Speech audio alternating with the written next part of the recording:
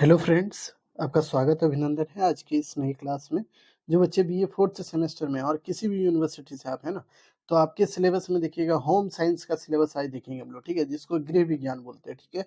तो इसमें देखिएगा मेजर पेपर 5 में जो है आखिर पढ़ना क्या-क्या है, इसमें नई जो चीज़ें हैं वो क्या इंक्लूड हुई है, कितने यूनिट में ये बँटा हुआ सिलेबस है, उसको देखना होगा। फिर तैयारी आपको कैसे करनी है, नहीं करनी है, उन चीज़ों को भी ध्यान में रखना होगा। इसके अतिरिक्त जिन बच्चों को लगता है कि होम साइंस की तैयारी हम खुद भी कर सकते हैं ना, वो बुक भी खरीद सकते हैं, ठीक है? उसके लिंक को हम डिस्क्रिप्शन में डाल देंगे, वहाँ से आप खरीद लीजिएगा। कोई भी अच्छी प्रकाशन का हम डाल देंगे तो उसको आप ले सकते हैं, ठीक है? तो चलिए पहले समझते हैं सिलेबस को। सिलेबस है क्या? पढ़ना क्या है? कैसे तैयारी करनी है? उन चीज़ों पर हम लोग डिस्कस करेंगे, ठीक है? तो पहली बात ये समझिए, होम साइंस जो है ना, ये जो इस बार पेपर है, यानी मेजर पेपर 5 होम साइंस का 4th सेमेस्टर में जो मेजर पेपर 5 होगा होम साइंस का, उसका सिलेबस का नाम क्या है? संचार और विस्तार। इसमें आप देखिएगा एक यूनिट आपको कम्युनिकेशन वाला पढ़ना होगा, जो कि कम्युनिकेशन आप शुरू से पढ़ते आ रहे हैं, जो कि फर्स्ट सेमेस्टर में पढ़े होंगे, सेकंड में पढ़े होंगे, और इसमें भी पढ़ना है आपको, जो कि होम साइंस में आपको पढ़ना है संचार। तो उस चीज़ को आपको देखना होगा, लेकिन यहाँ पे संचार का जो एक तरह से टाइप है ना, वो थोड़ा परिवर्तित होगा। ये समाज के रेफरेंस में पढ़ना होगा। वो जो आप पढ़ रहे थे उसमें आपको केवल और केवल एक संचार की अवधारणा बताई जा रही थी। वहाँ पे एक बेसिक कांसेप्ट दिया जा रहा था, लेकिन यहाँ पे कांसेप्ट नहीं बल्कि उसके इम्प्लीमेंटेशन के ऊपर भी काम किया जाएगा, ठीक है? तो उस चीज़ को भी हम समझा देंगे। बाकी चीज़ें और क्या पढ़नी है उसको भी हम बताएँगे, ठीक है? तो पहले यूनिट वाइज़ आप देखिए सिलेबस।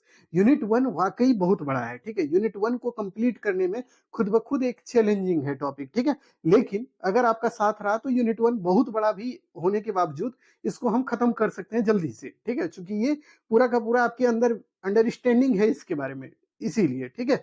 तो यूनिट 1 में आपको पढ़ना क्या है? तो देखिए, इसमें पढ़िएगा संचार का अर्थ, इसकी परिभाषा, इसकी प्रकृति, क्षेत्र और महत्व के बारे में। ये टॉपिक आप हो सकता है कि अगर आपको नहीं भी पढ़ा है ना, अगर हम जल्दी नहीं पढ़ाएँ, अगर आपको पढ़ने का मन हो ना, तो आप डिस्क्रिप्शन में या कमेंट में आप एक तरह से देखिएगा, डिस्क्रिप्शन में लिंक डाल देंगे, और कमेंट में अगर आप कमेंट भी कर दीजिएगा ना कि सर वीडियो लिंक दे दीजिए, तो वहाँ पे वीडियो का लिंक दे देंगे, वहाँ से भी पढ़ लीजिएगा तो हो जाएगा, ठीक है? इसीलिए आपको टेंशन नहीं लेना है।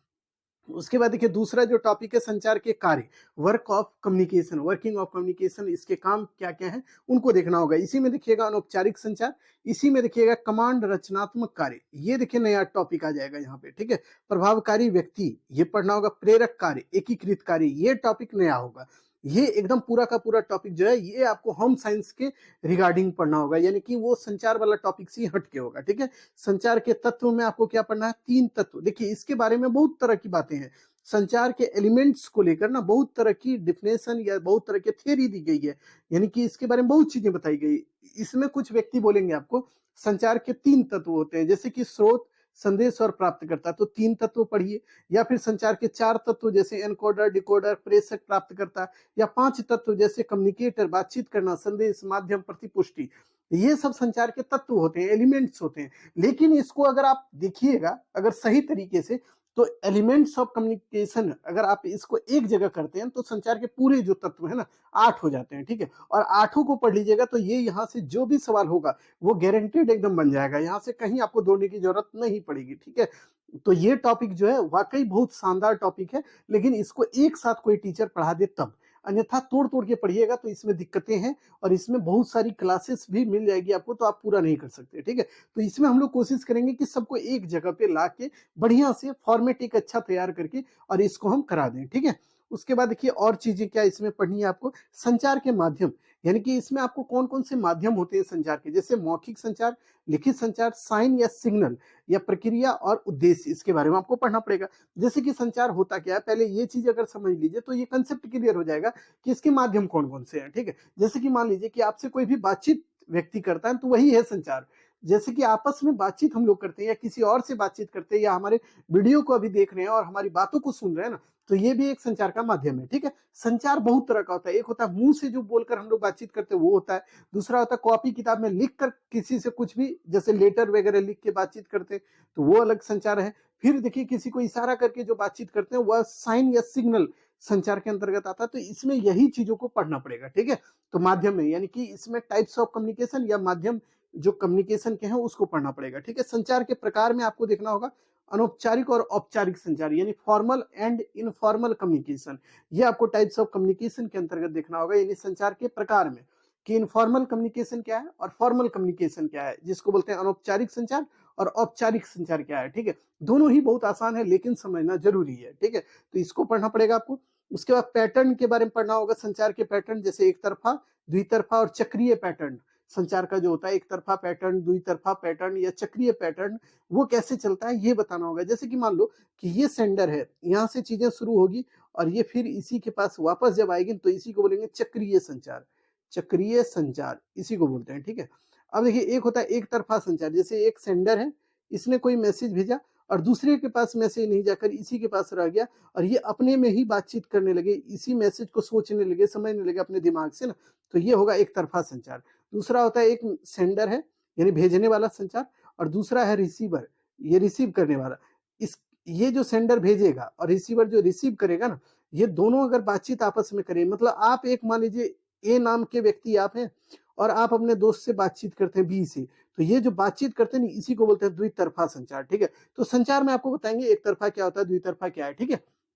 उसके बाद देखिए संचार मीडिया के बारे में आपको बताएंगे, प्रिंटिंग इलेक्ट्रॉनिक मीडिया क्या है इसके बारे में बताएंगे, संचार मीडिया के लाभ और इसकी सीमाएं क्या है, यानी कि इसकी लिमिटेशन क्या है इसके बारे में बताएंगे। यानी कि कुल मिलाकर आप देखिए अभी आप जो इलेक्ट्रॉनिक मीडिया देखते हैं, जैसे कि आप देखते हैं ऑनलाइन जो बातचीत होती है या फिर ऑनलाइन जो यूट्यूब के माध्यम से आप देखते होंगे, कोई भी समाचार के पत्र के माध्यम से देखते होंगे, जो भी चीजें आप देखते हैं इलेक्ट्रॉनिक मीडिया वही है ना, जो आसपास या देश विदेश में जो चीजें चल रही है ना, वो उन चीजों को आपके सामने रखता है, ठीक है। तो उसके बारे में आपको पढ़ना होगा। यूनिट 1 खुद ब खुद बहुत बड़ा टॉपिक है, इसमें 10 टॉपिक के लगभग इसमें मतलब देखिएगा तो तोड़िएगा इसको तो 10 टॉपिक है, ठीक है। और 10 को कराना मतलब खुद ब खुद एक चैलेंजिंग है। इसमें 2 वीडियो कम से कम हम देंगे तब पूरा खत्म हो जाएगा, ठीक है। लेकिन बहुत जरूरी ये है कि अपने दोस्त यार में शेयर कीजिए। और देखिए आप दोस्त यार में शेयर कीजिएगा, बहुत ज्यादा बच्चे होंगे देखने वाले पढ़ने वाले, तभी तो हम आपकी मदद कर पाएंगे। अन्यथा 2 4 10 या 1000 बच्चों के लिए आदमी उतना टाइम नहीं निकाल पाता है जितना सबके लिए निकालना चाहता है, ठीक है। तो इसीलिए कोशिश कीजिए अपने दोस्त यार में शेयर करने का, ठीक है। बाकी चीजें हम आपके साथ खड़े हैं तो करेंगे, ठीक है। इसके लिए आप टेंशन नहीं लीजिएगा, ठीक है। इस बार क्लास करा देंगे, पिछली बार नहीं करा पाए वो हमारी गलती है, लेकिन इस बार कराएंगे। लेकिन आप सपोर्ट कीजिए, अपने दोस्त यार में शेयर कीजिए और कमेंट में जरूर लिखिए कि सर क्लास कराइए, ठीक है। अब देखिए यूनिट 2 में आपको देखना होगा, यूनिट 2 में आपको क्या पढ़ना है। टोटल 5 यूनिट है, तो अभी यूनिट 1 ही बोले हैं, खत्म हुआ है। अब देखिए यूनिट 2 में क्या है, इसमें आपको पढ़ना होगा संचार का विस्तार का महत्व, संचार विस्तार के बारे में पढ़ना होगा। इसके महत्व क्या होते हैं उसको बताएंगे। संचार के मॉडल क्या क्या है उसको देखिएगा, एरिस्टोटल मॉडल, सेनन एवं वीवर का मॉडल पढ़िएगा, बार्लो का मॉडल पढ़िएगा, संचार के श्राम मॉडल को पढ़िएगा। यानी इसमें आपको पढ़ना होगा कि मॉडल्स कौन कौन से हैं संचार के, जिसके बारे में चर्चाएं आपको करनी है या समझनी है, ठीक है। संचार के मॉडल की अवधारणा, उद्देश्य और महत्व को पढ़ना होगा। यहाँ पे संचार की बाधाएं, अगर किसी भी संचार में बाधा आ जाए या कि यूं कहें बैरियर्स आ जाए ना, तो वो संचार प्रभावित हो जाता है, यानी कि वो संचार पूरा नहीं माना जाता है। तो वो आखिर बाधा कौन कौन है, जैसे कि आपको अर्थ संबंधी बाधा पढ़ना होगा, मनोवैज्ञानिक बाधा पढ़ना होगा, संगठनात्मक बाधा पढ़ना होगा और व्यक्तिगत बाधा पढ़ना होगा, पर्सनल बैरियर्स के बारे में। तो यानी कुल मिलाकर आपको यूनिट 2 में भी संचार के ही कुछ टॉपिक पढ़ने हैं, लेकिन ये जो यूनिट 2 वाला टॉपिक अंतिम वाला है ना, इसको यूनिट 1 में ही हम पढ़ा देंगे, ठीक है। इसको 2 में नहीं पढ़ाएंगे, अलग से नहीं पढ़ाएंगे, इसको 1 में पढ़ा देंगे, ठीक है। उसके बाद और भी चीजों को यहाँ पे हम लोग इंक्लूड करके पढ़ा देंगे, ठीक है। तो ये हो गया यूनिट 2 का आपका काम खत्म। अब देखिए यूनिट 3 में क्या पढ़ना है, तो इसमें आपको पढ़ना है विस्तार शिक्षा का अर्थ क्या होता है, यानी एक्सपेंशन या एक्सटेंशन एजुकेशन के बारे में आपको पढ़ना होगा, इसके अर्थ को पढ़ना होगा, इसके क्षेत्र, उद्देश्य और आवश्यकता के बारे में पढ़ना होगा, इसके इंपॉर्टेंस क्या क्या है उसको देखिएगा। विस्तार शिक्षा के दर्शन और सिद्धांत को हम लोग देखेंगे। विस्तार शिक्षा की अवस्था कौन कौन सी होती है, इसके स्टेप्स कौन कौन है, उनके बारे में हम लोग डिस्कस करेंगे। विस्तार शिक्षा के तरीकों के बारे में आपको पढ़ना पड़ेगा। और उसके बाद देखिए श्रव्य दृश्य सामग्री, यह भी यूनिट 1 में आपको पढ़ा देंगे। वहां पे हम आपको बताएंगे श्रव्य दृश्य सामग्री क्या है। जब आप किसी को पढ़ाइएगा या आप पढ़ते हैं तो आप देखते होंगे कि श्रव्य का मतलब है जो सुनते हैं आप, जैसे हमारी बातों को आप सुन रहे हैं तो ये हो गया श्रव्य सामग्री, ठीक है। और दृश्य का मतलब जो आपको दिखे, अगर मान लीजिए आप ये पूरा का पूरा आप अभी देखिए गोला हम बनाए, इसको आप देख रहे हैं तो ये देख के जो आप समझ रहे हैं ये दृश्य सामग्री हुआ, ठीक है। तो आपको दोनों चीज यहाँ पे पढ़ना होगा, श्रव्य सामग्री क्या है, दृश्य सामग्री क्या है, और दोनों को रिलेट करके बताएंगे कि श्रव्य दृश्य सामग्री के अंतर्गत क्या क्या आता है और दोनों ही चीजों का इंपॉर्टेंस क्या है आपके लिए हमारे लिए, उन चीजों को यहाँ पे बताना पड़ेगा, ठीक है। तो ये यूनिट 3 का पूरा टॉपिक कंप्लीट। अब देखिए यूनिट 4 में आपको क्या पढ़ना है। तो यहाँ से चीजें बहुत बदल जाएगी। यहाँ पे संचार का खेल खत्म, यानी 3 यूनिट में आपको संचार वाली टॉपिक पढ़नी थी, बट यहाँ से आपका चीज जो है वो एकदम अपोजिट हो जाएगा, ये बदल जाएगा। तो यहाँ पे क्या पढ़िएगा, यहाँ पे पढ़िएगा ग्रामीण समाज शास्त्र के बारे में, यानी कि रूरल जो है ना, सोशियोलॉजी के बारे में पढ़िएगा, यानी रूरल सोशियोलॉजी क्या है उसके बारे में पढ़ना पड़ेगा आपको।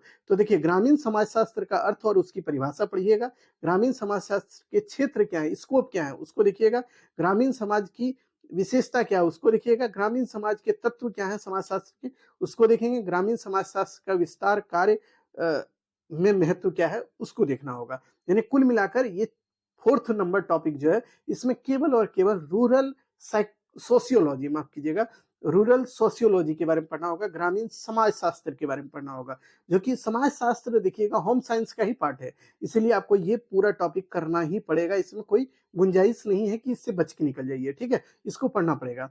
अब देखिए, दूसरा जो टॉपिक है यूनिट 5, उसको देखिए, इसमें आपको पढ़ना होगा ग्रामीण नेतृत्व, रूरल लीडरशिप के बारे में, यानी कि कोई भी ग्रामीण क्षेत्र में कोई लीडर है ना, उसके नेतृत्व के बारे में आपको पढ़ना होगा, उसके बाद सभी चीजों को समझना होगा, ठीक है। जैसे अर्थ और परिभाषा, ग्रामीण नेतृत्व का अर्थ क्या होता है, परिभाषा क्या है, नेतृत्व का वर्गीकरण क्या है उसको देखिएगा, नेतृत्वकर्ता का विशेषता और गुण के बारे में पढ़िएगा, नेतृत्व की भूमिका को पढ़िएगा, स्थानीय नेतृत्व की पहचान आपको पढ़ाएंगे, नेतृत्व शिक्षण की विधि क्या है उसको पढ़ेंगे। तो ये पूरा का पूरा आपका यूनिट 5 हो गया कंप्लीट। यानी अब आपके दिमाग में चल रहा होगा कि गुरुजी पढ़ाइएगा कब से। तो देखिए बाबू, पढ़ाना बहुत भास्ट नहीं है, बहुत आसान है, लेकिन दिक्कत ये है कि आप लोग सपोर्ट भी नहीं करते हैं। तो खुल के सपोर्ट कीजिए यार, दोस्त यार में शेयर कर दीजिए खाली। हम तो आपको इतना ही बोलते हैं कि आपके जितने भी ग्रुप्स हैं, जैसे कि कॉलेज के ग्रुप्स, व्हाट्सएप या जहां भी हैं आप जुड़े हुए, वहां पे वीडियो को शेयर कीजिए, ठीक है। दोस्त यार आपके जुड़ेंगे तो जल्दी से इसके क्लास को रेगुलरली हम खत्म करेंगे, ठीक है। तो आप देखिएगा, होम साइंस या ये सब जो सब्जेक्ट है ना, जो कि आप देखेंगे जो जिसमें बच्चे कम है ना, उसको पढ़ाने वाले बहुत कम लोग हैं, नहीं के बराबर हैं। इसीलिए अगर हम पढ़ाना चाहते हैं, अगर आप पढ़ना चाहते हैं, तो बस आपको सपोर्ट करना है कि अपने दोस्त यार में शेयर कर दीजिए। इसके पीडीएफ अगर चाहिए आपको तो टेलीग्राम पे जुड़ जाइए, वहां पे आपको पीडीएफ मिल जाएगा। अगर आप नए हैं तो हमारे इंस्टाग्राम, टेलीग्राम या फिर व्हाट्सएप, कहीं पे भी, सब जगह आप जुड़ सकते हैं, कोई दिक्कत नहीं है। वहां पे जुड़ के आप हमारी क्लासेस के बारे में नॉलेज ले सकते हैं। और आपका जो एमआईसी पेपर है ना, वो जरूर कमेंट कीजिएगा कि आपका एमआईसी पेपर क्या है। तो एमआईसी पेपर में जो भी होगा उसके बारे में भी हम जल्दी से आपको डिस्कस करके बता देंगे, ठीक है। बाकी चीजें अगले क्लास में बच्चों फिर मिलते हैं नए वीडियो में, तो तक के लिए आभार और धन्यवाद।